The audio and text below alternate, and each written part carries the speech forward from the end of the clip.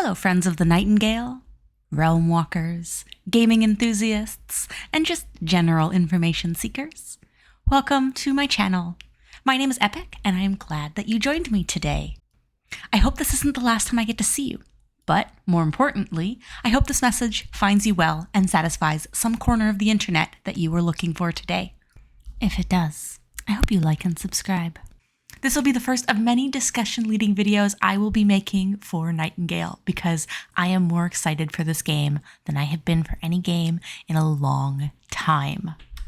Now let's get nerdy. The year is 1889. This is the year the world ends. That's my best puck. If you think you can do better, let me know in the comments below.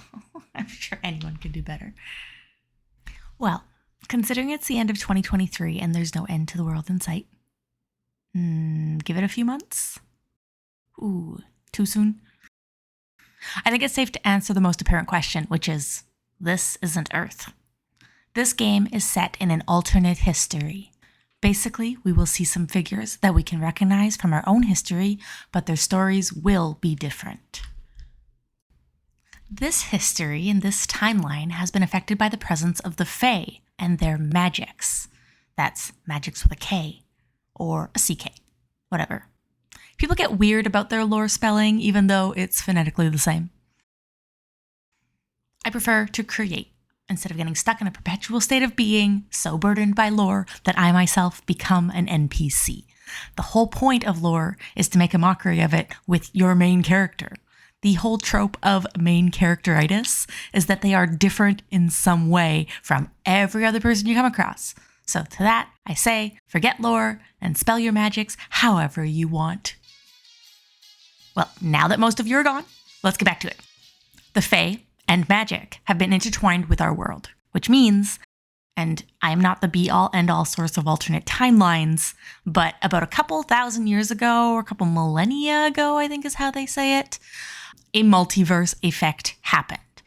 And though things like the people were still born, how their environment was changed by magic changed them as well. It also changed their stories and their fate. I mean, if you choose to believe that kind of stuff. It's really fun to talk about, but it's a jumbled mess. This means, in this world, you will find versions of people that you might recognize. Some that have been confirmed, like Edgar Allan Poe, Ada Lovelace, Dr. Jekyll, and Mr. Hyde, obviously in my order of preference, to name a few, but there will certainly be others. So, who do I want to see? Well, Shakespeare for one. Though it's already been hinted that Midsummer Night's Dream actually exists in this world, and therefore Puck exists. He's actually going to be the Fae that walks you through a lot of your story-driven content. That means that most of what Shakespeare will have written will exist. But since Puck is a real-life Fae, does that mean all of Shakespeare's stories weren't actually created stories? Maybe they actually happened. So maybe Shakespeare in this world is more of a historian.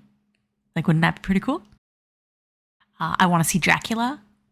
I'm not even entirely sure if Dracula is the same era, but I am sure that vampire-esque creatures are of this timeline. So that man might be wandering around somewhere.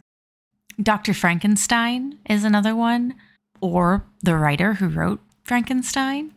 But I feel more like it will be the actual fantasy character and not the writer, just for the vibe they're kind of going with. Like I said, Dr. Jekyll, Mr. Hyde exists, so they're pulling those fantastical characters, just like Shakespeare. I wouldn't be surprised if Shakespeare didn't exist, but a lot of his characters from his plays did, kind of thing. But I am hoping to see both. Obviously, I really want to see Tesla, since this is kind of an old world Victorian era. But I'm going to get into an entire video where I just break down all of these characters that I want to see and who I think we might see. And like I said, we'll be doing some predictions, maybe some inevitable spoilers. That's something that I'm going to be doing both in videos on YouTube coming up and also in my Discord channel. So you should take the time to join that. If you haven't, you'll be able to see where that is in the links below. Keep in mind that I'm on a very big server. I'm partnering with a Discord called Ruin Gaming.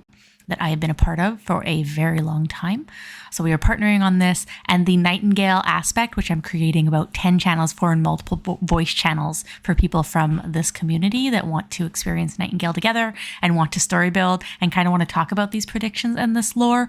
That is all going to start at $3 a month. So that's something to keep in mind. If not, you can just keep coming to YouTube. You can subscribe and like to this channel. You can get this content for free when it comes out, but these will all be going to the Discord first, a couple hours or days early. So you'll be able to see it there first for that $3 a month subscription. You're always welcome to join the Discord and just hang out for free. We have about 10 to 20 channels, and all of our voice channels are open. So you can even hang out in one of the Nightingale voice channels for free if you're not into those price points and those lockouts. That's completely understandable. But this is just to help me continue making content. And also because I'm going to be hosting a Nightingale server, hopefully be bringing in some moderators, and I want to be able to compensate. And so anything you can do, any way you want to help, it all goes towards that. You can also subscribe with YouTube now. They have available perks and things like that you can get solely for being a YouTube subscriber. And if you have Amazon Prime, you can subscribe to the Ruin Discord Twitch, and that will also get you access to some of the channels. So there's lots of ways you could do, lots of things that you can do if any of that interests you. All of that to say, there will be other prediction videos on who and what are going to be coming out of this world. And I'm really excited to see, one, how Inflextion Games, which is the creators of this, manages to bring these fantastical characters to life, which ones they do. The 1800s is a really neat era, whether you're looking at UK stories or you're looking at American stories or histories. There's some really neat people that were alive in 1889. I really need to see Tesla. And I will be doing an entire video, probably series, and definitely lots of discourse in the Discord on all of the possibilities. I think it's going to be really exciting. I'm not putting a lot of research into this, mostly because this here is just teaser materials. But I also enjoy trolling the people who think that they have it all under wraps and they know, and you couldn't possibly have a different perspective. Anyways, like I said, in this timeline, this current timeline being created by Inflextion Games doesn't exist anywhere else. It's theirs. They get to make it. So in turn, we also get to decide what we want to see. That's what I want to do. I want to use the universe that Inflextion is building, and I want to be able to create lore that doesn't exist yet. So we get to decide who we want to see. I just want to have fun with it. On that, you know who I really want to see? Jack the Ripper. That is going to be a good one. I honestly can't imagine an 1800s settings without Jack the Ripper being prevalent in it. So what I'm thinking, and this is going to be a little bit of the spoiler, the teaser for my next videos, is what I'm thinking is they did a purposeful skip, right? So they purposefully didn't mention Jack the Ripper because, I don't know, maybe the end game baddie boss, like the big baddie at the end of the game, I'm calling it now, is going to be Jack the Ripper. I don't understand how it can't not be. But anyways, we will have to see. We'll have to wait and see. I'm very excited, but I'm calling it, and you heard it here first. So, like I said, if you want to join the Discord or leave comments below, first try. Let me know what you think. Let me know how viable you think that option is, or what other reason they might have for not mentioning such an obvious character choice. I don't know that I think there is any other reason except for the fact that they're trying really hard to hide it, to keep it from us. So can't. Here we are. We're going to talk about it. You can be certain that me talking about Jack the Ripper will be in a series, a whole separate video on NPCs and what we know about them. So basically our lore compared to their lore. Hopefully if you're laughing along with me, then you can come hang out and we will see you on the other side of the portal. Let's get back into the actual story at hand. We really know nothing about this world. Maybe just a collection of people and some Fae lore that our universe already has today that we can build off.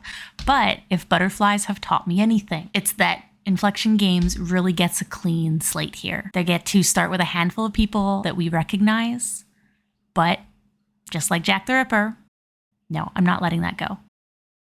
But like Jack the Ripper could be like a butcher in this universe, right? Like an actual working paid butcher and not an actual mass murdering serial killer, right? It's just going to be neat to see. But again, also if he's the big baddie, he might have to be. But it's just going to be neat to see how they interpret and what kind of mundane jobs they get, right? Like, is Shakespeare going to be a historian? Who is Tesla going to be? Anyways, I'm not going to get too far down that rabbit hole because I could literally go forever. But there will be videos, and I say videos, I do mean plural. So please subscribe to the channel so that you can see when that comes out. So how did we get here? And no, I don't mean talking about Jack the Ripper for a full 3 minutes. What I mean is, how did the human folk and Fae, who have had a long-standing, mutually beneficial relationship in the past, get to the point where we're kind of at the end of days now? They existed to a point that I would call full integration, as they were very apparently aligned enough to share all of the precarious and supremacy related technologies and magics with each other for the betterment of the other person, or of the other race, species, realm in this case. So our story continues, as one does, with one of these sides wanting to tip a seemingly balanced scale to one favor or another. In this case, humans did, as humans do, and feeling like the less advanced species in this relationship, they try to take advantage of, or they're going to cripple their host's generosity out of some insecurity of not being the dominant power in the situation. This results in the Fae picking up and leaving. They're severing all contact, and they take all of their technologies, magics, sciences, maybe even religions with them. The Fae are not deital. So they're not looked at as the humans' gods. Fae have gods, which are in this realm called the Elders, which is like super creative. But no, I'm just teasing. It's a fine name. Regardless, call themselves what they will. These mysterious creators are what caused the conflict between humans worshiping the Fae as gods, which they did for a brief period. The story writers at Inflextion Games will tell you that. I will link to those sources below, so you can take a watch through some of those and fill in kind of some of the gaps that I miss on my tangents. Sorry, not sorry.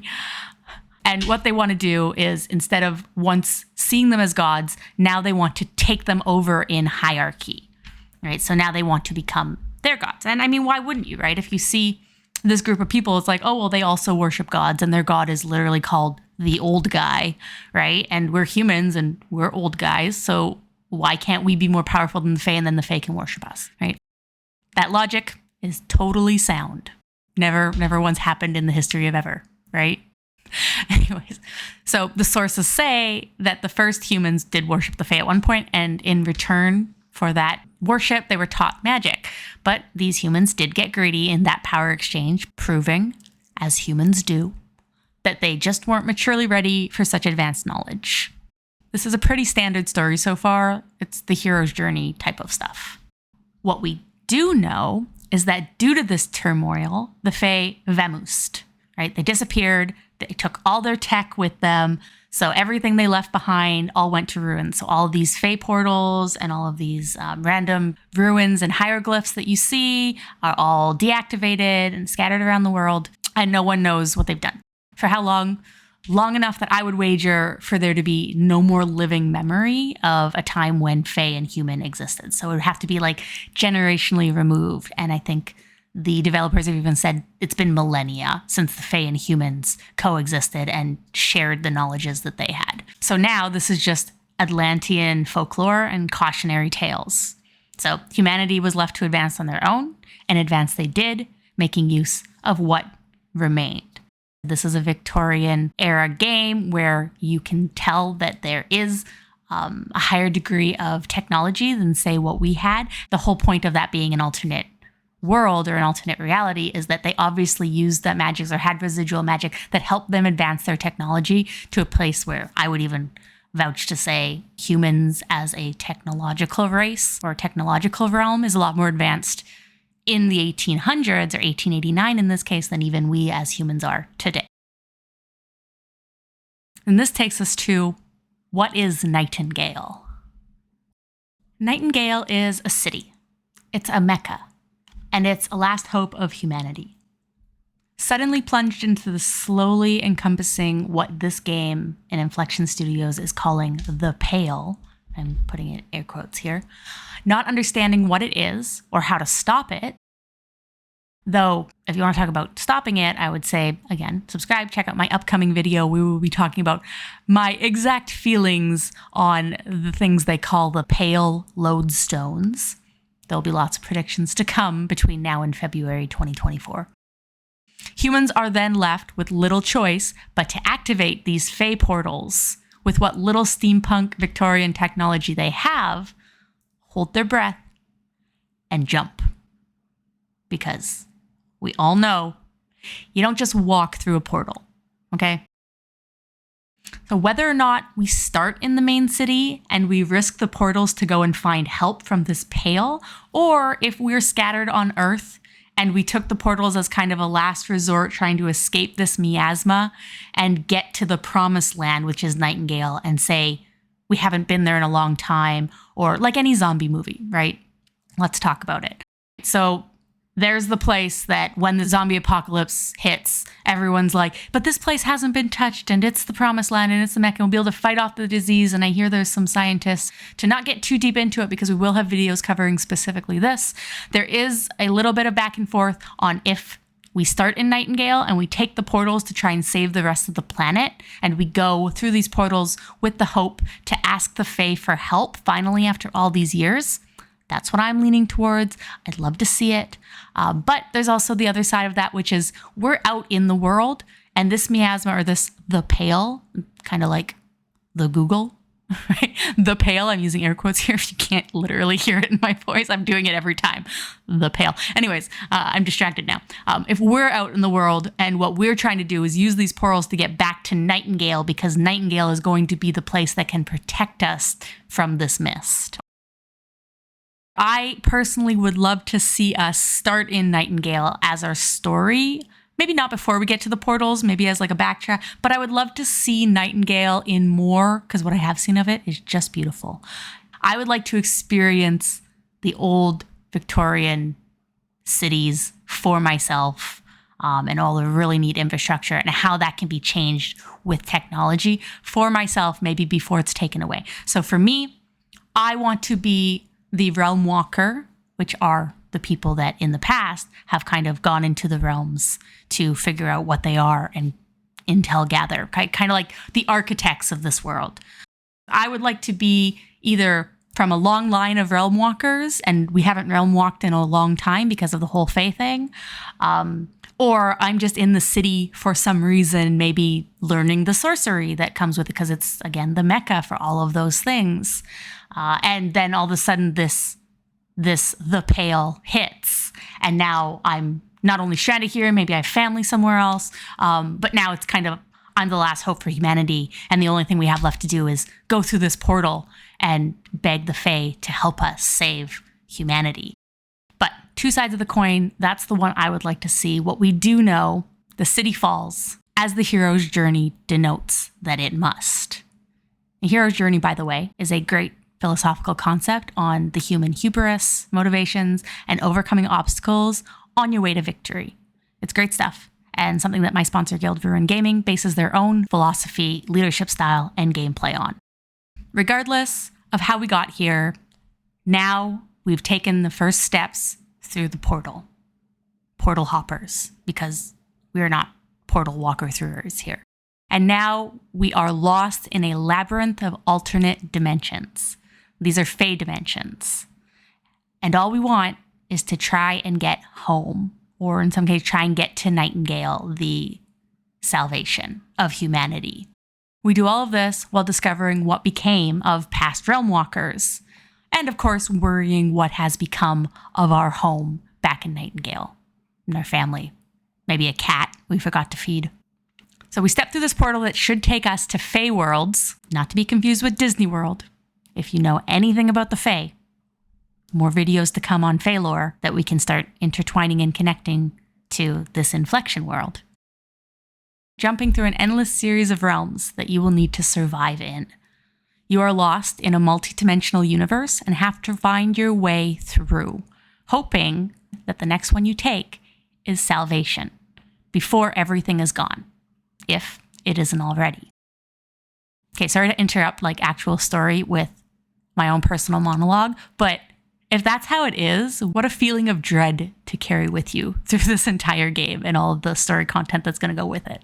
Especially since it's canon that like one night in a Fae realm could be like years on Earth. So you could like hop into the wrong realm or go through the wrong portal. And even if you did get to Nightingale, it could all already be gone, right? It could have been decades since you last went through, which was kind of the whole, possibly the reason they stopped sending Realmwalkers architects through the portal in the first place, because they would be gone for years and then they would miss entire lifetimes back on Earth and not have a family anymore and not have really done a whole lot.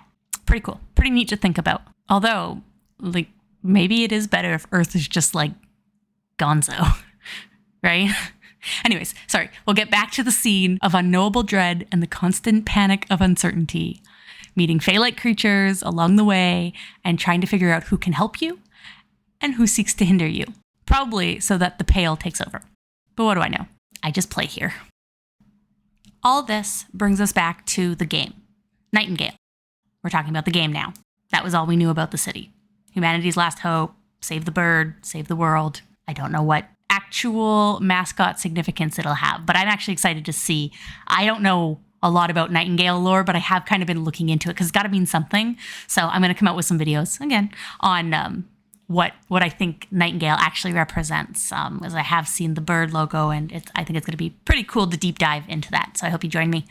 But the game is a fantasy gas lamp game, loosely open world, since every portal is kind of its own realm and has its own limits to its world, but it is still considered a co-op open world.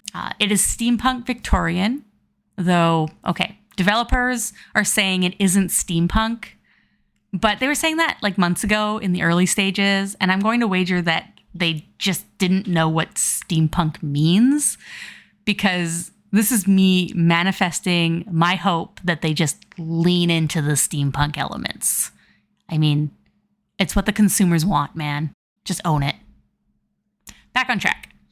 It is an alternate history set in the Victorian era based on fantastical Fae lore, using an Atlantis-akin theme of a world being lost in the past. This is all very common theme of many games and stories that try and weave technology and magic and a primitive vibe of century-locked tools all together. In my opinion, this is a very sought-after lore and a very sought-after game style because it's absolutely beautiful. Like Assassin's Creed Origins hinting at a lost futuristic technology buried within the pyramids, but it's also very hard to implement properly. Like Ark Survival having just like a chaotic at best mix of non-flush toilets, but dinosaurs with like, I don't know, like Spock level Umbra glasses tech. Okay, yeah, I know Umbra glasses is Mass Effect technology, not Star Trek. Give me a break. Don't come for me. Long story short, there's a want and a need in this genre that is still left fully unfulfilled, in my opinion. This is the universe and audience that Nightingale is trying to win over. To succeed where many have failed, or where some have succeeded, but only left us wanting more, lean in. Come on. Bring these two ideas together without creating a dissonance of being worlds apart and jarring the player with gaps too large to make relatable mental pathways. Good concepts often fall short in implementation. That is the game. Traverse different realms, collect, build, gather, survive in each of these biomes, and find ways to create portals to get to different realms, hoping that behind every glassy traverse, your salvation awaits in the form of Nightingale. You get to make a home-based biome that you will return to if you die, but we will get into mechanics in another video, as I'm sure they're going to change from now until launch. There's months, there's still an alpha testing. Join my Discord, we will talk about it. Okay, that was the last one. This game will be released as a beta, if I'm correct, February 2024. Basically, like all games nowadays, they're releasing it in an, air quotes, unfinished format, so that basically any bugs that they have an excuse for. Okay, fine. I'm not terribly mad about it. I'm nostalgic and I miss the days of like, you get a full game that's actually complete when you start playing it. Anyways, I'm getting excited for no reason. It's not a deal breaker for me. Me personally, I'm only going to be playing this game. And again, I will get into those reasons in another video, as well as my reasonings for loving space, but also absolutely hating space travel and having to literally live in a starship, and why Starfield, as big as it has been and as much fanfare as it has gotten, is not at the top of my list over Nightingale, and I'm actually not even going to be playing it, opting instead to be researching and creating lore and creating these videos for you guys. I'm sure it's a great game, and my server is covering Starfield, so if that's something you're interested in, you can watch them. I have my favorites in my guild, whose streams that I watch, who play it for me. Basically, can I watch that while I'm also doing the things that I want to do? Space and post-apocalyptic, but grunge, like Fallout 74. I tried it. It's just not really my thing. I've never been able to get into it. So this is what I will be doing instead. If that sounds like you, then you have a kindred spirit in me. This game has been said to be single-player co-op. This is in response to people asking if they can play the multiplayer game solo, to which they have said yes. You can use thralls and companions and possibly soon pets, but not right away. They also haven't said anything about mounts. They did say that each of these biomes is only like a 2x2 kilometer flat earth type of zone. So they do have an end, so mounts might even be pointless in something like that, because I don't know what 2 kilometers is in a game. To me, that seems really strange, because I know what 2 kilometers is in real life, but I don't really know how you translate that to a game. I don't know. I'm sure there's some kind of math behind. It just seems weird to me. You can have a weird scale and tell me 2 kilometers in a virtual space is anything, and I kind of have to believe you because it's your scale. Anyways, I digress. I just hope getting out of the portal, I can't see the end of it, and I hope they have a really good, they have some beautiful skyboxes, by the way, but I'm hoping they have like a end of the world, air quotes, not actual apocalyptic end of the world like we're playing through, but like this actual realm end of the world that is nice. Or hopefully they're all like little planets and you just end up doing a circle. That would be really great. I don't know what side of the fence they're going to decide to appease on that. But again, I won't be disappointed, I don't think, either way, unless it's completely stark. But we don't need to go over that here today. Back on track. Being single player with co-op elements leads me to believe that there will be a good amount of story-driven content. Support this with the Fae-esque character Puck, like the Shakespeare guy, a trickster, but seemingly a good character. Ask me how I really feel about betrayal and plot twists, and suspecting everyone these days. He will help guide your character arc. Me personally, I would love to see heavy RPG elements with many story hours, so long as the voice acting is akin to DragonAge or Mass Effect. Give me good voice acting or give me death, okay? Please do not make a video game ever again where you undercut or sell short voice actors and not make the best game you possibly can. It makes or breaks games. Now, because this is an open world game, I worry that the voice acting I've seen so far has been amazing. I don't so much worry about that. What I worry about is there won't be a lot of scripted read content, because it's open world. You're kind of supposed to do your own thing and make your own adventures, and the idea is in the realm cards and building different realms. I'm hoping that's not the case. I hope they give me a good amount of story-driven RP content akin to Mass Effect.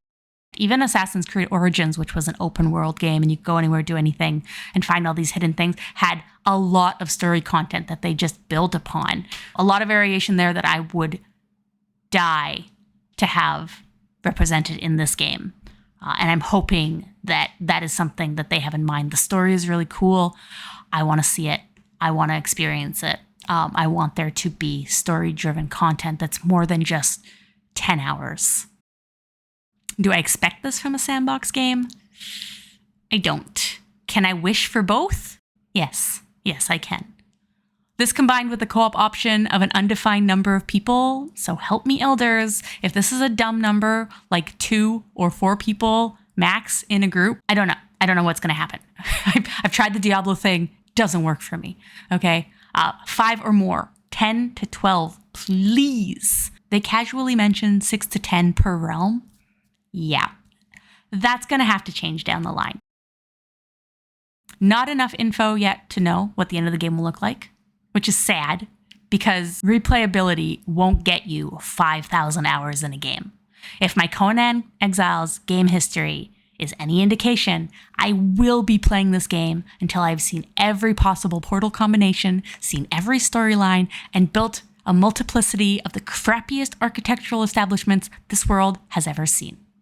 Really, it's bad. I decorate pretty well after all this time, but I digress. I need guilds of players, multiple guilds of players on a server to make this game a long laster for me. I can't just fly around Mass Effect 3, scanning random planets and trying to keep my fish alive. I just can't. I need to have many, let's call them friends, all running around, bringing me a multitude of resources until I have no more need for them. Can't possibly bring them home with me, and all I can do is put them in nicely organized, color-coordinated, and alphabetically ordered boxes along the wall in stack sizes too outlandish to understand. All right, we're going to skip right over that trauma response. You can actually out-resource these realms. So that seems like a neat little add-on that will promote you into finding and creating new realms, kind of forcing you to be exploratory, since, you kind of do need to get back to Nightingale and save the world and all of that, I guess. Do we? In 2023? Anyways, their response to this 6 to 10 player lack of endgame once you have a beautiful abode and have mined all the resources? Zombies. I mean bound. They are the bound. They come around every night, like those build a fortress and fight off the purge games. Which are kind of fun for a while, but from what I see in the dev Q&A, they are saying the day-night cycle is like 60 minutes. So a bound invasion every 60 minutes, then run around to repair buildings, then do it again? I don't know. Also, from what I see, there isn't a minor card. Have we even talked about cards yet? We will, sometime. There isn't a realm that you cannot have this. So you can't get a realm card to say, I don't want zombie attacks every night. You can build in safer areas, but the bound's actual job, like employed by the Fae, so they say, is to remove all human influence from all of the realms all of the time. So I guess they still mad. This will likely, if I know anything about the community in my close to 10K hours playing sandbox or open world games, Conan, Last Oasis, Assassin's Creed Origins, Ark Survival for like 6 hours, is that crafting, gathering, building players really, and I mean pause, really like their buildings, and really do not like when those buildings can be destroyed. This will probably become a feature very soon after release to remove this or pause it. This is actually kind of jarring to me, as it is two extremely different demographics of gamer. Personally, I don't hate it, but as I have mentioned, as much as I like building, I really am not very good at it.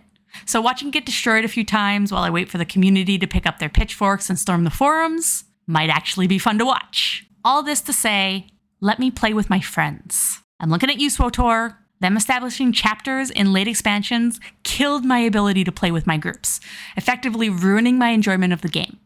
So if you allow co-op, I just hope it is done in a way where I don't have to flip tables trying to get 3 other people's calendars all lined up to progress at the exact same rate, or risk not being able to play the game with them.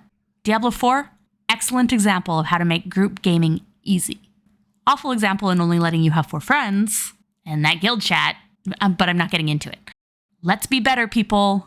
Being difficult is not providing a challenge. Don't know what I mean? It is a common theme of this channel. Stick around, and you will. Sorry in advance. In summary of my summary on that mess of a section, let me have my cake, full story, with great voice acting.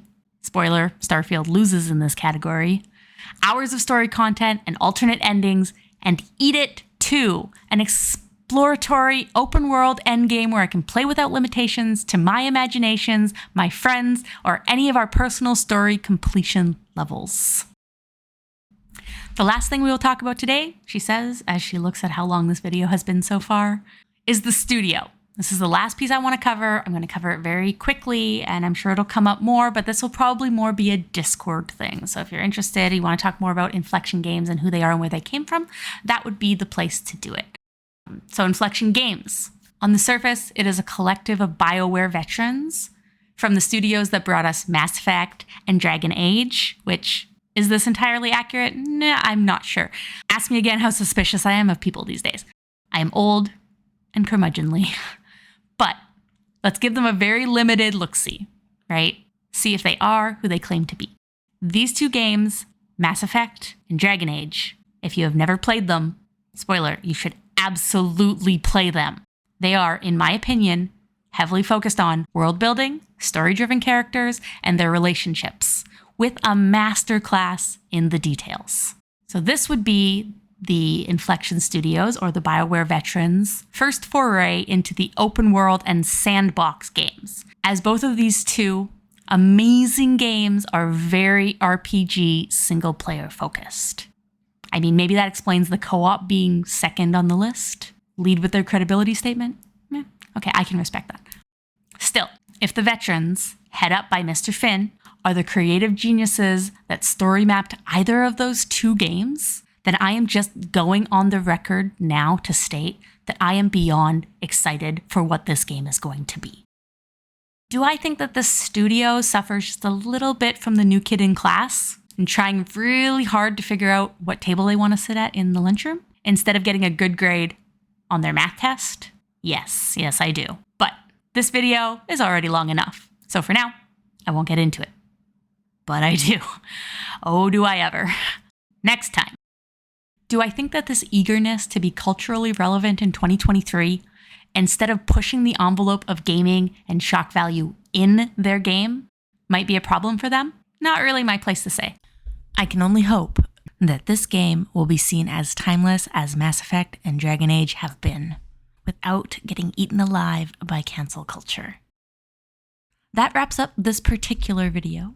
If you made it to the end of this video, I really think you should have already hit that subscribe button, that like button, but more importantly, I hope this gave you a good idea of what the game is bringing to the table. Turn on notifications so you can come back for the next one. I would actually really appreciate that. This is a good place to start for all of the videos I will be making in the upcoming 4 months and beyond that will go so much wider than just Nightingale, while still heavily revolving around how amazing this game is going to be. I think you will enjoy yourself if you stick around. Join me on Discord if you got an extra $3 for early access and a chat about all things Nightingale from this perspective, and get ready for a time-traveling good time. Ask for the Realmwalker Tag, and I'll see you when I see you.